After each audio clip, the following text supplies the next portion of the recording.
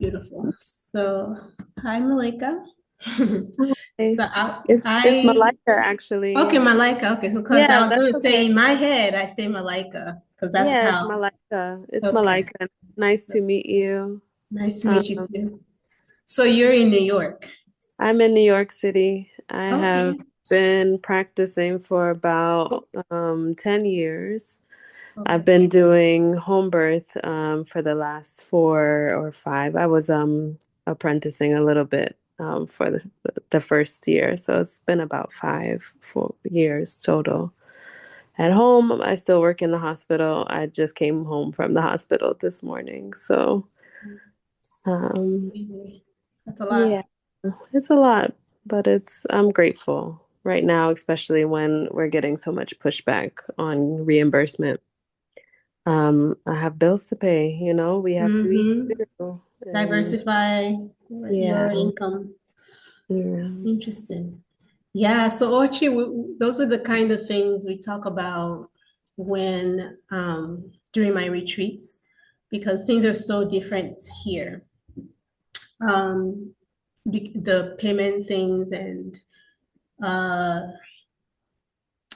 yeah, and just the different systems of care and there's a lot to learn from Hmm. spaces where the indigenous culture is the main culture. In especially for people who are in like the US or anywhere else where they're trying to figure out how to build something new. And so we definitely talk about things like that. But anyway, yeah, my name is Moji Yai. Let me start from the beginning. And I started Wise African Woman Retreats in 2016.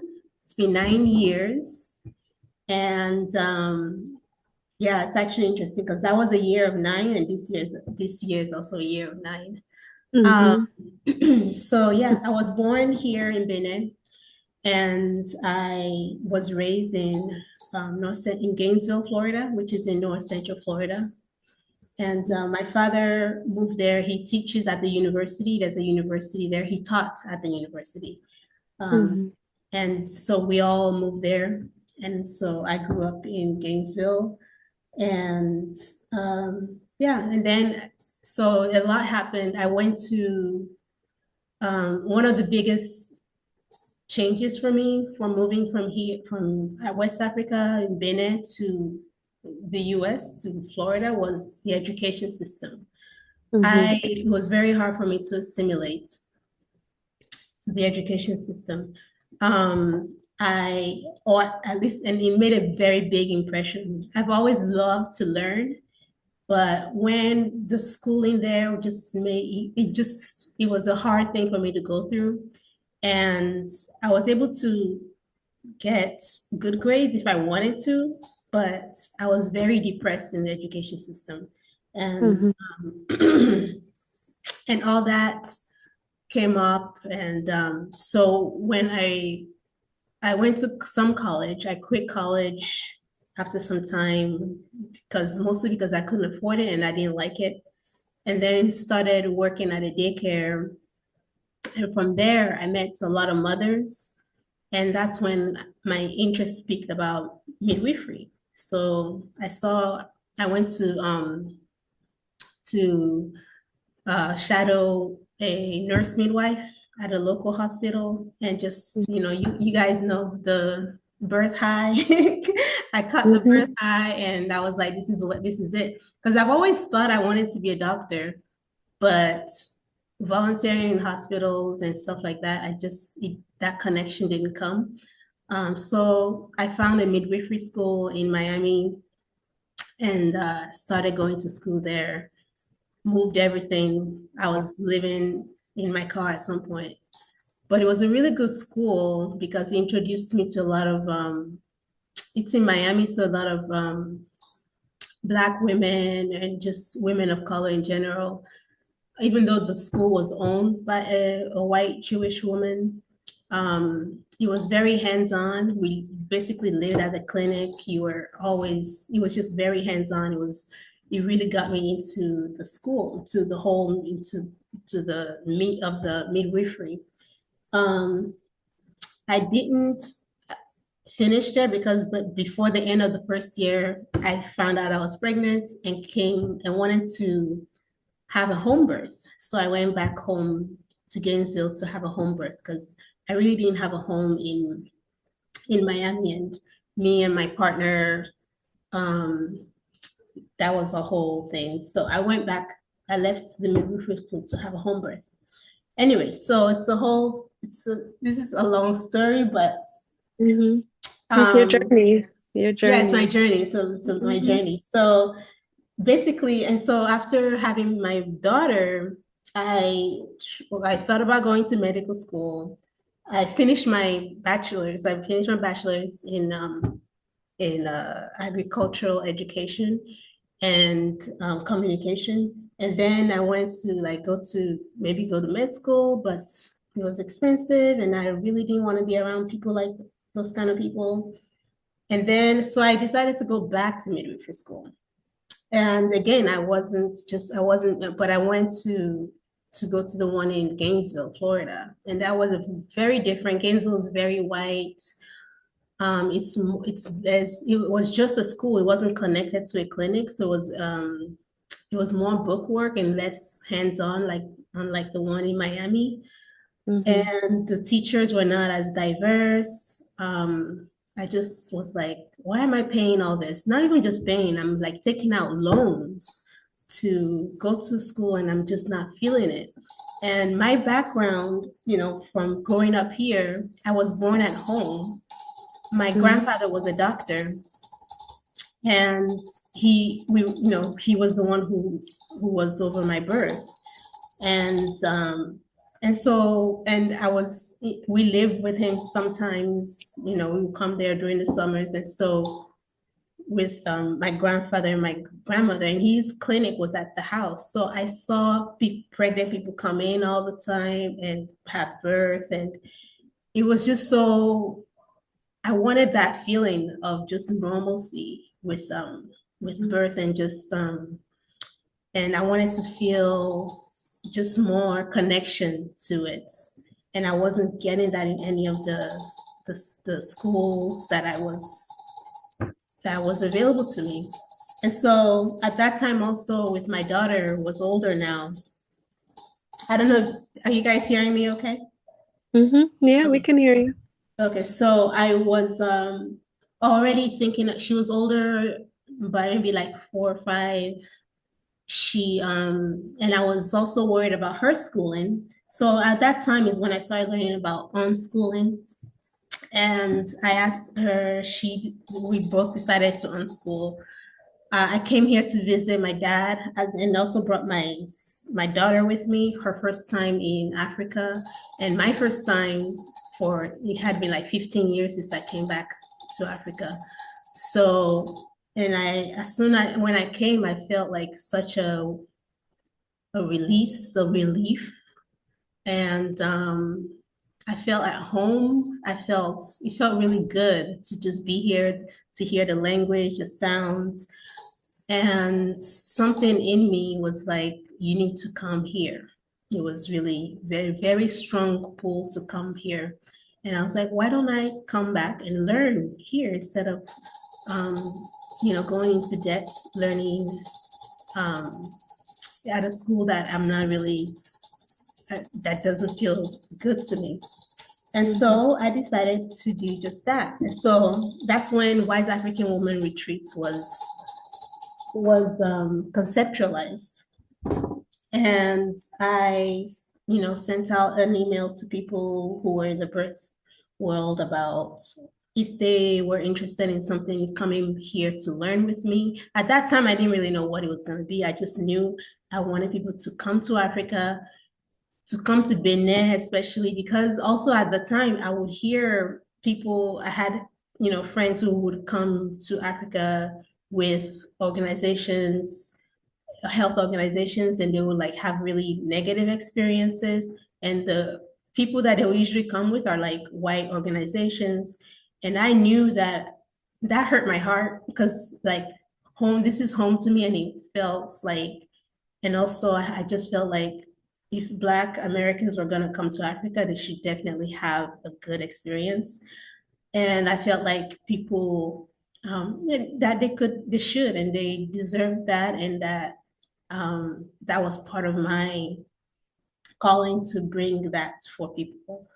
And so, yeah, that's when the Wise African Women Birth Education Retreats was conceptualized in 2016. Um, and so Benin is where I am from, and it's on the coast. It's right next to Nigeria. And so it's bordered by Nigeria, Togo, Burkina Faso, and Niger. And another country away is Ghana. So it's not too far from Ghana also. So this is where I was born in Ouidah. This is where the retreat is. It's on the coast. It's right here. And the culture here is very there's a lot of respect given to women, especially motherhood.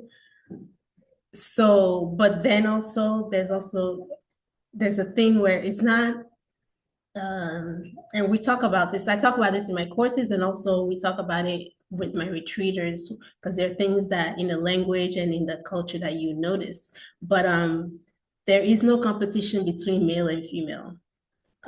So the reason why I'm saying that is because even you're not from where you're born, you're from where your father's from. But some people may take that as like a focus on paternal, but it really isn't, because the mother also has a very strong place. Anyway, so yeah, so people say I'm from Save, which is up a little bit north, and it's more. Sorry, my daughter's calling. So Save is more north, and it's Yoruba. It's closer to Nigeria. And my mother is family is like from the south, more of the south here, closer to Togo, which is the Aja culture. So Fon, when we're down here, Fon is the largest ethnic group. And so that's the language that most people you will hear and that most people speak is Fon. But there are still people who speak Yoruba and other languages. And here where we are in the south here also, the culture and the way of life is known as Vodun, which is similar to the Ifa Yoruba Orisha culture also. So this is where you will be, we are in Ouidah. So yeah, talk a little bit about that. So my family, like I said, I have family of the Aja, which is it's the Fon people, the Ewe people who are in Ghana. It's like a whole, the Dahomey dynasty. The Dahomey dynasty is really the Aja people. And then also the Aguda. Aguda people are people who were enslaved and then came back. They were enslaved specifically in Brazil, in South America, and then came back when the enslavement was stopped. And so my mom's father's side is the Aguda people who came back from Brazil. So the people like that have like Brazilian last names like Gomez, D'Assumption, and stuff like that. Yeah, and so and then my dad is completely from here. Um, so yeah, so that is my background and the background of why I started this whole retreats. And the retreats really include other things, even though my focus definitely is in birth work, and I have mostly done birth work retreats, but I'm open to doing other retreats, like for people who are interested in textile, for beading, different things that we do here. Anybody who wants to like deepen their knowledge or just come to see the African perspective of that study, I do all that kind of stuff. Yeah, but so I do the birth workers and herbalists and wellness. retreats. Those are the birth education retreats. I do 10-day retreats. Those are 3 times a year, and they are in January, April, and July. And those are just they're 10-day retreats, and they do not include working at the birth center. What they do include is we do visit the birth center. We do learn with the midwife. We learn mostly like herbal medicines that are used for fertility, and we learn postpartum ways. And then we have a roundtable with the mothers, and just talk about birth. And then we have a lot of excursions also. So that is one, but what we are talking about today is the twinning with the diaspora. So the twinning with the diaspora is a 30-day residency, and it is it's more concentrated on people who actually want to work at the birth center. And and we do a lot of everything that we do for the 10-day retreats, but even more in depth. So Benin is the twinning capital of the world. So, West Africa has a lot of twins in a lot of places. Nigeria has a lot of twins, but Benin as a country has the most twins. And there's a whole culture that goes with the twin. It's a very deeply spiritual attachment that's with the twins. With birth in general, you can't talk about health basically in West Africa without really talking about spirituality. But when it comes to twin births, there's a deep, deep culture that goes with it. And I think, and other midwives think also from here, think that that's why the spiritual respect or sacredness of the twin is why there's so many twins. And it's also why twin births have remained in the hands of midwives.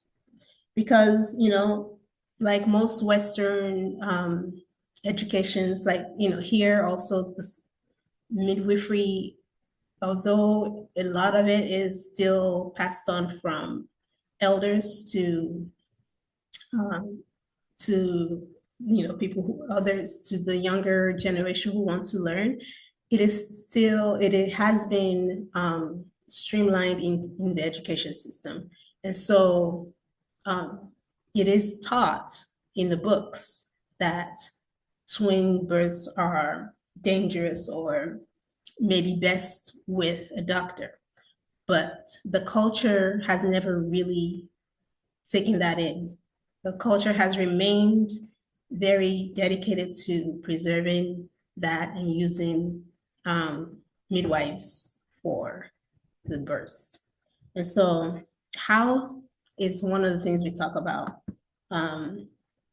So yes, we talk about deschooling the midwifery education because that's part of why I came here. So this, to me, when I came back, I didn't really realize how much my mind was just blown by, because a lot of times I was taught since I came back from growing up in the US that there's just lots of death and disease and blah blah blah in Africa. And so as a kid, when you read the newspaper, that's all you see. And even if that wasn't your own experience, you start to kind of think that about wherever you're from. And so part of what this whole thing is having midwives and birth workers and wellness enthusiasts just open their mind up in a different way to learn in a different way, in a different environment, and also in an indigenous centered environment, because it's not, when you come here, you see that learning is so different. It's not the same way as a Western school. Um, and so all that, and also it includes not just the intellect, but also your emotional, how we learn with our whole self, and not just, we learn with our emotions, we learn with our thoughts, our spirituality. We learn when we're learning, so many things are come up, especially when it comes to birth. And so this offerings is supposed to hold that, have that container to be able to hold all that that's happening um, for for you. And so twinning with the diaspora, actually, I like to tell the how it came about, because it really gives an example of my own journey of why I came here and what I feel spirit is telling me. Because one of the people who came to the 10-day retreats, she is American, but she lives in Nigeria now. And she's a birth worker. Her husband is Nigerian. And so she called me and she said she was trying to plan the Breach Without Borders, I believe is what they're called, for some birth workers in Nigeria.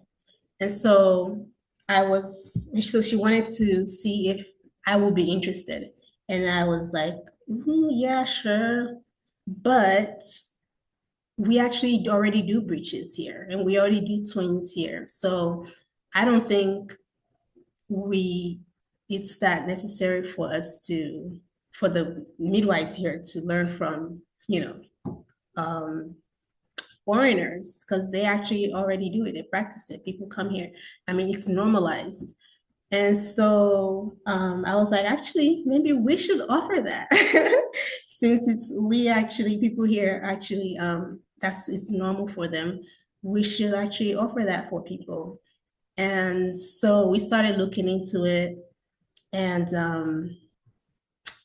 so we started looking into all the things, and then we saw that what is it called? The simulators that they use for the Breach Without Borders.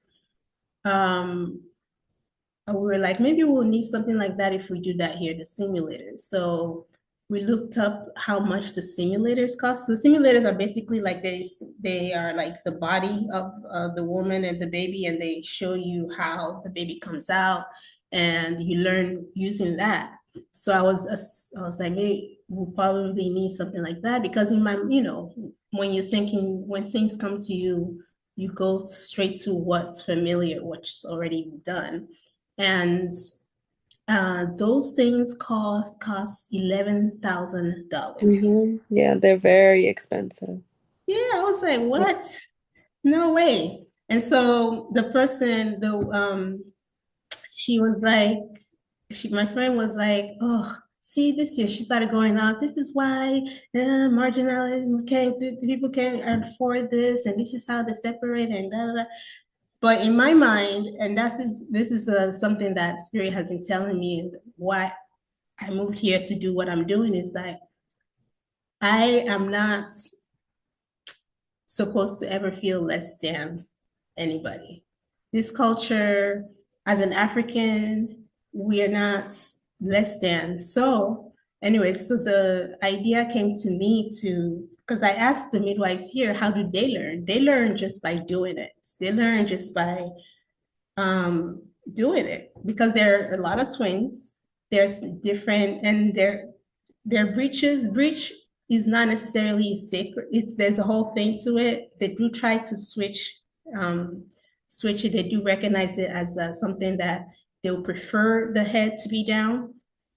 But if it doesn't, then the midwives still are the ones that do it. And there's a whole culture about why that may have happened, and there's a whole postpartum way of there's a name for the baby, and there's a whole story that goes with the baby of or maybe the future of the baby, that Do comes with it you also. do you mean for like the second twin being breech or also just singleton breech? Also singleton breech. Okay. Just Mhm. curious if the like the cultural and spiritual like sense or idea that the second baby, if the second baby is breech. I wonder about that often because sometimes they're Mhm. both head down and sometimes one baby is breech. Sorry to interrupt you. No, no. Yeah, whether it's a twin or a single breech, there is a whole um yeah, a whole I don't know what they call a story or what an explanation of why that child is breech and what that can mean for the family and for the mother and for that child Mhm. growing up. And yeah, and also the second twin to come out is actually considered the older one here. It's not the first one to Mm. come out because Wow. the the the is the second one to come out is said to be the one that told the younger one to go to taste to kind of see how it's going. It's the boss one, it's the boss. And so it's considered the second one to come out is considered the older one, Mm. thing. And so there's a whole culture with twins, and even with twin miscarriages, there's Mm. a way, or twins that die early on in infanthood. There's a way of commemorating them that is not done for others. Mm. Um, yeah, so anyway, so that's how twinning with diaspora came, because of something that in my old times I would have been mad about, how this causes, keeping us from being able to do it, or this and that. But in my new mind, the mind that's has been the thought process that has been given to me recently, this was developed instead. And I made it long so that people can be here long enough to be able to experience a twin birth during the time that they're here, since we don't have a simulator. Maybe one day we'll get a simulator, but right now we do not have a simulator. I work with Lena Huesino. She is the midwife that I work with. So she has been a midwife for over 25 years. So she has a birth center of her own. She she works with another midwife. So there are three midwives all together uh, at the birth center, but it's her birth center. And she is from Ouidah here. You see the marks on her face. Those only people from right here in Ouidah have that mark. Um, and she is also an herbalist. Her husband is an herbalist and a spiritual leader. And her husband's uh, mother's father and my grandfather uh, have have were actually worked together, which is crazy because it's weird how I randomly met her, but come to find out that my grandfather and his grandfather worked together to put together a twin um what is it called, festival for the town here. And so it's really quite in our blood. My mom is a twin and my grandfather is a twin, so it's a whole, yeah, so twins do run in my family also. So yeah, so this is all um, the reason why it feels like it's supposed to be. And How old is your daughter, Emoji? my daughter is 50, she just turned 16. Mhm. And this is during the retreats we'll have like a circle with the mothers who have birthed at the birth center where we talk and they share stories, birth stories. You're free to ask them any questions and they also ask you questions. It's always one of the biggest things that they're always surprised at is the cost of birth in the US compared to here. They're like, what? Are they giving you gold with the babies or what? So yeah, um, yeah, I always think that indigenous culture trusts birth. That's just one of the keystones of what an indigenous culture is, that they trust birth. And it's very evident here. There have been ways where there was a time when they made C-sections free in the clinics, some of the hospitals, trying to get people to go to do more C-sections, but still natural birth is the one that most people still choose. And there's a reason for that. There's a culture really preserves that trust in birth. And so for me, I always, one of the things I teach, like Lisa knows, that culture is what we need to focus on more than government policies, more than anything, if we want our communities in the US to start trusting birth more. We have to really focus on building that culture. So we talk about ways to do that in my courses and also here at during the retreats. So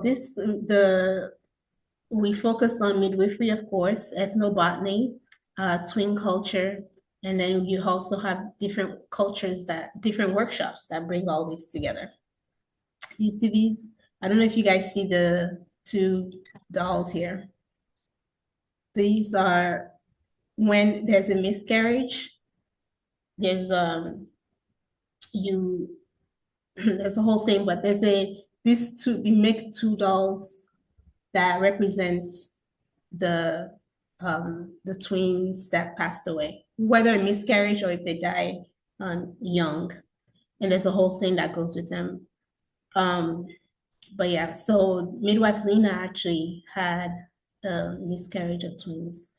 But also if you birth twins, there's a shrine that you have to have at the place where they were born, at their home. And we have that for my grandfather and my mother at their home where they were born. So there's a whole thing there's a whole culture. So those are the things that we'll learn along with the actual practical skills that goes with it. So, okay, so the birth center. So the birth center, the services at the birth center are of course, prenatals, which are once a month until 35 weeks. And they're done Monday through Saturday mornings, unless there's they can't possibly come during then they can come on Sundays or Saturday afternoons, but usually they're done Monday through Saturday. And of course, there's labor and delivery that's done. There's a list of things that the mother brings with her. And she also brings with her someone with her all the time. There's someone who comes with her. In the US, that's probably what someone will call a doula. Here, it's not, they don't necessarily have a name for it. It's just someone that comes with you, someone in the family that you know who comes with you. It's always a woman. And if the mother doesn't have anyone, which is very, very rare, then one of the apprentices at the birth center will help her. And there's also different things that mothers bring, and which we'll go over when you're here. Then there's postpartum. Postpartum, you have one postpartum visit at 2 weeks, and they come into the birth center. the postpartum culture here is the care is mostly at home because there is a lot of care that's given to postpartum women, but it's mostly at home. It's mostly not done by the midwife. And we'll learn about all that too. We learn about the bath, the food, and the different things that are given that are done for postpartum moms. And then we also learn about placenta care and different things like that also. So also at the birth center is community health. So people can come there for if they have a fever, from adults, from children to adults can come there when they have something, is when they're sick, they can come there. So those are all the services that the birth center gives. And the actual birth center has an intake room, the waiting room, the laboring and postpartum section, and the checking section where they actually check like how dilated the woman is. Then there's the delivery room, and there's the bathroom for clients, a bathroom for staff, and then overnight room for staff. So here, because birth is so normal, and because people here are very much, they're close to each other, and and birth is just a normalized thing. And for women, it's not such a private thing. Everybody doesn't have their own room. People can labor in the same space, right? Even though the delivery room, you're by yourself. And when you're getting checked, you're by yourself. But postpartum and also laboring, usually it's a communal thing. It's a communal space. And people are not, they're fine with that. So those are some of the things that may be shocking to Westerners and may seem like not, people, we judge with the eyes of what we know with the Western lens. But I know that women here are very comfortable with that. Just like people here are so much more comfortable with their nakedness in general than Western culture is. And so, yeah, so just that's how it is. So the birth center staff are 2 midwives, 2 guards, and 2 permanents. So the guards, the words guards and permanents are really French words because Benin, the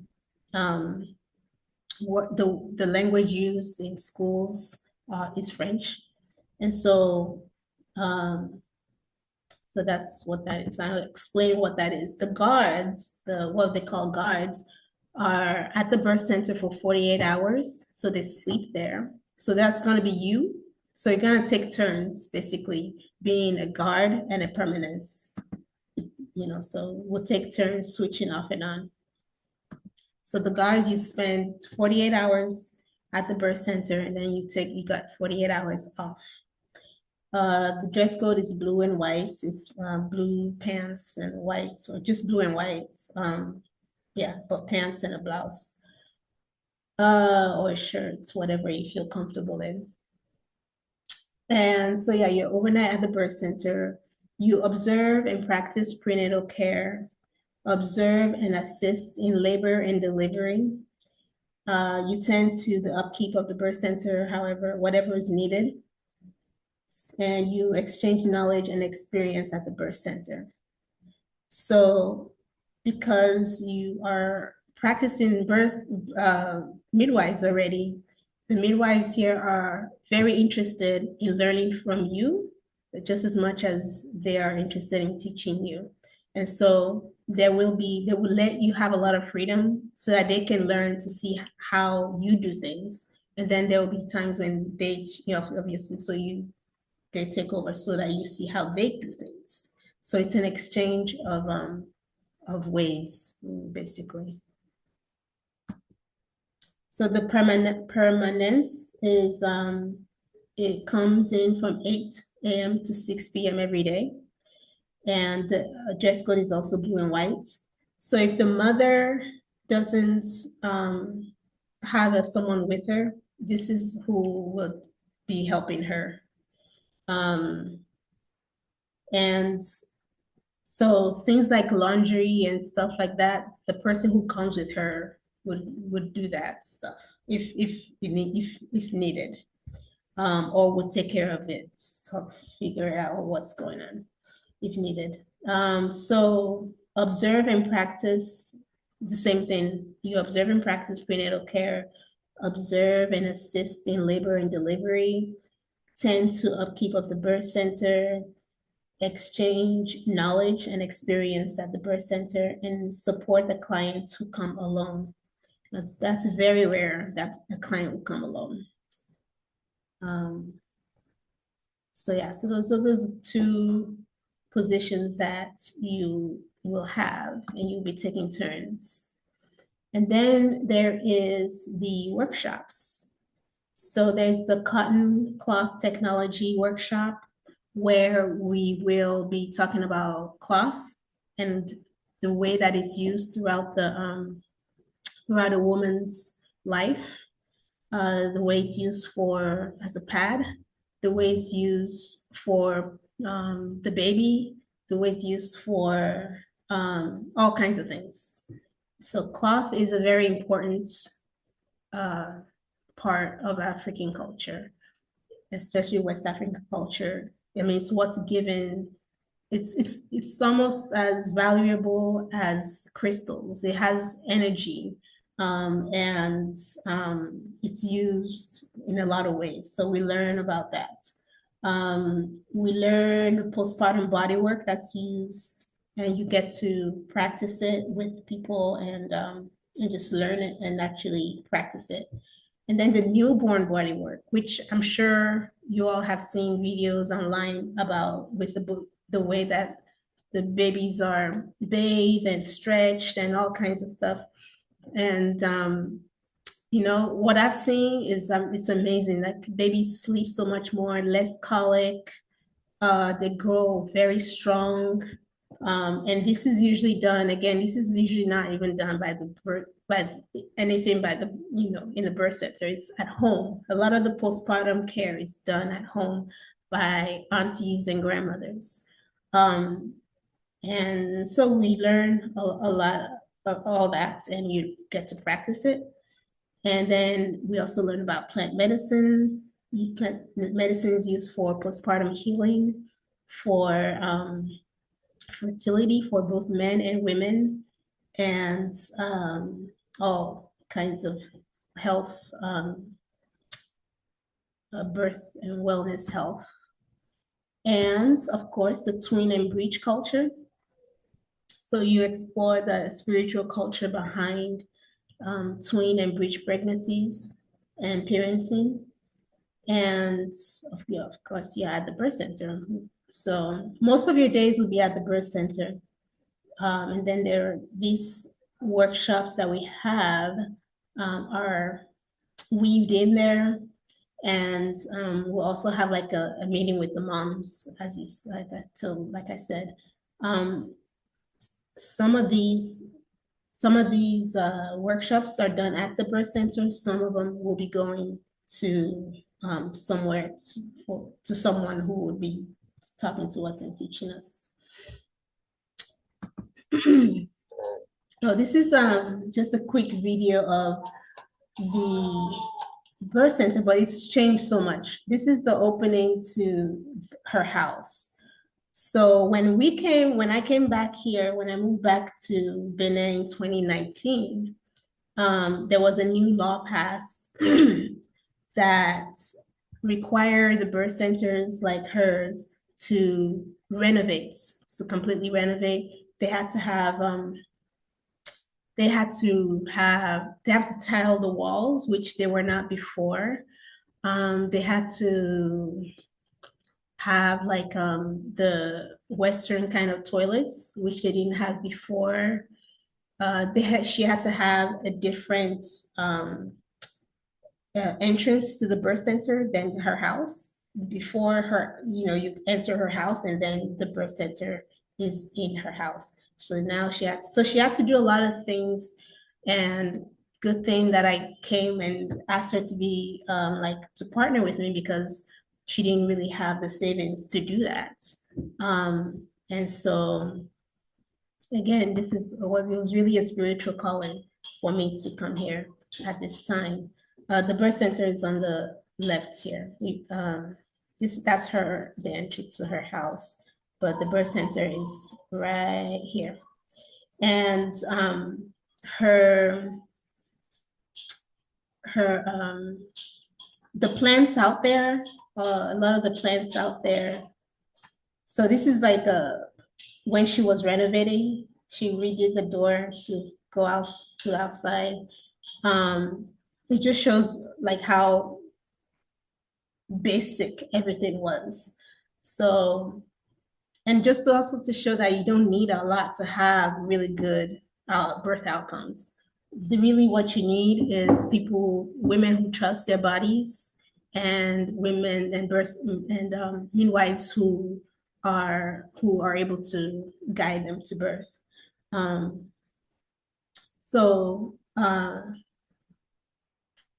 Yeah, so anyway, so yeah, we've renovated a lot of that. Let me see if I have a video. Okay, yeah. So this is how she had to, she had to put tiles all over the walls. This is, yeah, and this is we got her birth ball. Anyway, so a couple of birth balls. So those are the kind of renovations that she had to do. And we're very happy that she's able to do that. And that is the birth center that you'll be working in. Let's see here. Oh, this just goes into more of the workshops. So yeah, I already basically talked about that. And we'll spend a few days with that, with each workshop. The newborn bodywork, the Vodun culture. Yeah. Yes, and so we'll also visit markets, which is something that is plant medicine is it's just spirituality includes the plants here, because everything has energy, everything has a spirit. And so when there's an illness, yeah, so the plants are the energy of the plants is what people are using to heal. So you can't really talk about health and wellness without talking about plants. Even in like the clinics that are more Western medicine, they still accept that people are going to be doing this. Even if they prescribe something, it's just understood that people are going to be using plants. Yeah, and so when in the spirituality culture here, it's not just humans that have souls, it's also plants that have energy or souls or whatever you want to call it. And so we'll go to visit the markets, we'll buy the different medicines. Like I said, that for womb health, for fertility, postpartum health, all the different things that we do. And we'll also learn the different ways to make it, to extract the medicine properties. Some use alcohol, sometimes we use water, and a lot of the womb health, womb wellness medicine here is a lot of roots. It's not a lot of leaves. It's a lot of roots and barks and tree barks. Okay, and while you're here, you also get to learn about different things, and you get to do different things. Like get your hair done, or buy beads, get clothes made. Most people here are entrepreneurs because we rely a lot on other people for clothes being made, for beads being made, for plants to be picked, and or so, so you get to do those kind of things also while you're here. And the beads are used, there's so many ways that beads are used, even for babies. And so you get to learn that too. There are certain beads that are used for babies for teething or to get them to walk faster, or different things. And we'll also have we'll break bread together at least once a week. And these is usually, a lot of people say this is their favorite part of the retreats, just coming together and talking about whatever we've learned or seen throughout the day. And this is a big part. And of course, food is a big part of health. And so a lot of what we eat is healthy food, healthy local food. And it's all included. And there are excursions, lots of excursions. There is a spa. There is a traditional clay bath and spa, traditional massage that is amazing, that we go there to on the lake to get. There's a town that's built on the water, on a lake, that we'll go visit. There's also the Python Temple. There's a lot of different places here in Ouidah, because Ouidah, actually, the town where you will be, is a historical town. But also we'll go to nearby cities and explore. Benin is where the movie, The Woman King, was made about. And so we'll explore those spaces also, the royal towns and stuff like that, where that was made. And what's included? So on-the-ground transportation is included. So as soon as you get here, your transportation to everything that you need is included. Your lodging, wherever you'll be staying, is included. Food is included. So because you'll be staying here for some time, and because of the different schedules, there will be groceries, so you could make something for yourself, but there will also be food prepared. So there'll be food. You won't have to worry about food. There's Wi-Fi. There is laundry service. Of course, all tour fees. I have a course called Gut Over Malaria. That's that kind of teaches you about what malaria is and how to prevent it without taking the pills, if you don't want to take the pills. But it's up to you, though, if you want to take the pills. But I do offer that to help, so that you just understand what it is and stuff like that, and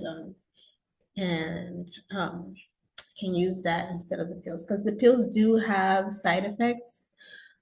One of the side effects, which is crazy, is photosensitivity. So sometimes you'll be sensitive to the sun, which is crazy because West Africa, we're in a sunny place. And so, but not everybody gets that. So it's just one of those things. You just, you decide on your own, but the course helps you make your decision, what you want to do. And yeah, so you also get a gift, of course. I always give something, and it'll be a surprise what you get. And all the massage, the spa, everything is all included. All the excursions, the tours, and everything are included in the price. And also you get to join the Wise African Women group on WhatsApp. And it's a pretty cool, amazing group of people. We're still working together. We're planning things to do. Yeah, so it's an amazing group of people that have come to the retreat so far. And just to tell you a little bit, I didn't mention this, but the way that we don't guarantee twin births, but we do offer, part of your fees goes to offer free births for people in the community. And so just to increase our chances of having a twin birth. And as I said, there's so many twin births that that I'm not really worried if you get one, but especially if we offer free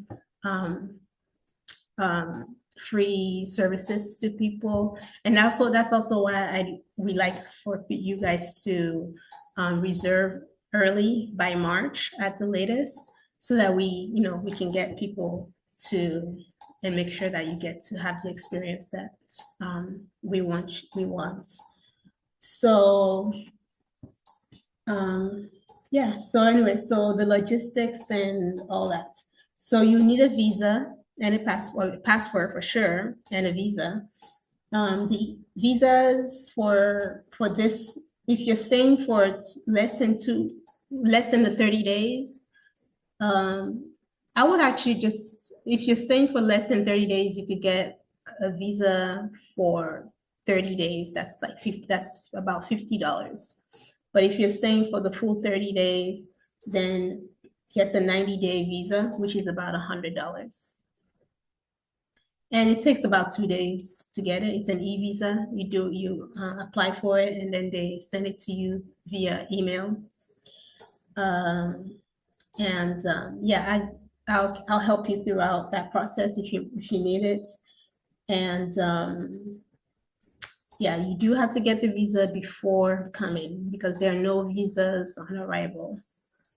And I would make sure that your passport is valid for at least 4 months after you're returning. So if you're coming in December, make sure you have it for January, February, March, April. Make sure it's just valid for a few months, so that to avoid any issues. There are no required vaccinations by the US or by Benin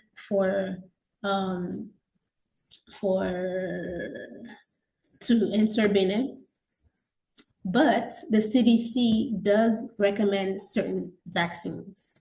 Now, the reason why I said for Black people here is because Europeans, people who work at the airport usually would ask Europeans. They just do. I don't know why, but for Black people, they don't ask because for a lot of people, anyway, but the CDC does recommend some vaccines, and so it's up to you to look through what vaccines are recommended and to decide what you want to take and what you don't want to take. But if you don't want to take anything, it's also good. You'll be able to come in, and you'll also be able to return without a problem. So yeah, do your own research and decide according to your liking.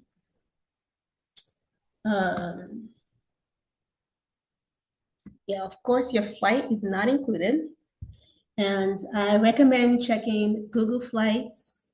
And what I do when I go to Google Flights is I just look for the month and then pick a day. When you look for the month, then it tells you like the different prices for each day, so you can pick like the you'll see which one is the cheapest day or whatever. You'll be able to see. So Google Flights is really good to find cheap flights, and the site is flights.google.com. Skyscanner is also good, and that's another one where you can just look at the whole month and then it'll tell you each price for each day of the month, and you can tell which day is good, it's cheapest. And then there's also hopper.com. All those have really good flight deals. I would expect to pay $1,800 to $2,200 for a round trip. Yeah, 1800 to 2200. 2200 is kind of high, but 1800 is good. So you'll be flying into the airport code COO. It's in Cotonou, which is the business capital of Benin. And it's only like 40 minutes from where we are. So yeah, as long as you get your flight, you just tell us when you'll be arriving and we'll pick you up. You don't have to all arrive at the same time. And yeah, we can pick you up at any time. Yep. Okay. Yep.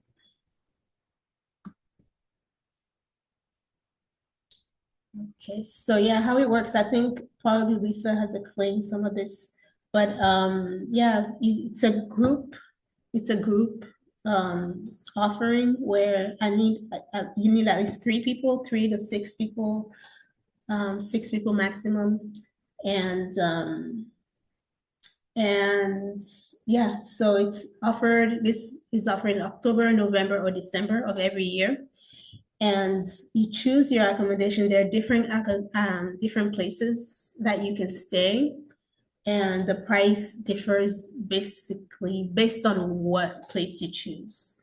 And basically, you reserve your space with $600, and then you can pay at your own pace, as long as you pay by 1 month before you're supposed to get here. So it's very flexible payments. And as far as accommodations, so there is 2 accommodations. There's one that is like, it is a house. This is an example of a room, but you could have, it's not necessarily gonna be this room. But anyway, one accommodation is without AC, but you have a fan. Right now I have a fan and I'm good. But you have a fan and you share bathrooms. And the other one is in a air-conditioned home where you have a full-size bed, and you have a private bathroom. So you have your private room and private bathroom, air-conditioned, and those are the 2 price differences. So for the shared bathrooms, it is and shared room and no AC is 3,600, and for the private air conditioned space, it's 4,500, and that's for a full month, 2 weeks to a month. And yeah, so yeah, and now the reason why we wanted to get this meeting before the end of December is because before January is 30, you can save $200. So this is my home. This is one of the space that you'll be in. This is where we'll break bread, and this is where yeah, we'll meet together at least once a week. And this is where you'll be staying if you are staying in the no AC shared bathroom space. Any questions? I know Lisa, probably don't have any questions, but Malika? I don't have any questions really off the top of my head. I think that you covered the program very well. I'm just curious. Go ahead. No, I don't have anything. Okay, I have a couple of questions. One is what's the average temperature in Ouidah around December? Right now, so it's probably in the 80s. Okay. In the 80s, yeah. This is the time between where the rainy season is coming to an end. So it's not a lot of rain. January is when the dry season, when everything gets dusty because the dust from the Sahara Desert comes. Okay. But yeah, December in the 80s, and yeah, it's hot. Yeah. Yeah. I'm just asking because menopause, I already run hot. I sleep with an air conditioner, when it's like 50 degrees outside. So I'm like, I'm just, I'm eyeing that air conditioned room because I don't know if I'll be able to take the 80-degree heat at night, honestly. So that's Mm-hmm. why I'm asking that question. And the other question I'm asking for a friend is, do you support women who want to come to your retreats, who are breastfeeding? Oh yeah, for sure. Yeah, people have So come with a with babies. with the Yeah. babies. Okay, Mm-hmm. so for this twinning retreat as well. For the twinning one, we haven't had someone come, but for with the baby. But if you think you can do it, then there's lots of support here that can help you with Okay, the baby. But yeah, it's up to the person if they feel like that they they're can up do to it. it. Yeah, Okay, yeah. good to know. Thank you for that. Hmm. That's pretty much all of my questions. I know I'm ready to go. I'm I think excited. I will have more questions when I've had some sleep. Um, So I will reach out to you if I have any questions. And also I will just watch the recording. I'm glad that you decided to record it. I think that that will be very helpful for everyone. yeah. Um, yeah. Do you will you be able to if you will you be able to come for the full month, or will you decide on It's each visit? possible. Yeah, it's possible. I think within the next few weeks, I would have to decide because I will need to, one, not take any clients that are due then for my home birth practice, and also for like vacation in the hospital setting. But I've been there long enough. If I need to take, that amount of time, I can work with my um, the service director to get the time. Okay. The only thing is here, December is the holiday season, and so Is sometimes it busy? it's difficult. Well, it's just difficult to get, to request in a group, a service that's a group of midwives to say, okay, well, I'm taking all of December off. You understand? Yeah, but I think I think that I have been wanting to learn from elders and from people that have not learned in a traditional westernized midwifery lens or from that lens. And so this is something that I'm really interested in. My family is from the West Indies, and a lot of the the like cultural learning and teaching has kind of gone by the wayside as everyone has moved to New York City and to the States, to Florida. And so you've mentioned Gainesville. My Mhm. father lived outside of Gainesville for several years. So I'm familiar with that area. And I just, I mean, that's an aside. I think that I wish that, if I had the opportunity to learn from the elders and my ancestors, I would have loved to do that. And if I can learn in West Africa, I'm humble. I would be humble and grateful to learn. Absolutely. Yeah. So that's why Malika, I'm interested. Yes. because Moji has stated in the past, the October, November, December timeline is flexible. Hmm. I'm flexible because I haven't scheduled any births for that Hmm. time of the year, and it's easy for me at this point to say I'm going to be not No. accepting Yeah. births at this point in time. So, like if the Same. holidays feel hard to get time off, we can maybe do the middle of November to the middle of December. Hmm. And it could still be, the 30 days. Right. Hmm. Is that Yeah. that's okay, right, Moji? That would, Yeah, yeah, yeah. yeah. Would that be better? We can, do a group census and see, what works well for people. Hmm. But, I want to do something, if we're getting a group of, at least three of us to go, and it sounds like Ebony really wants to go, that I think, Hmm. we can be flexible and do what works best for all of us.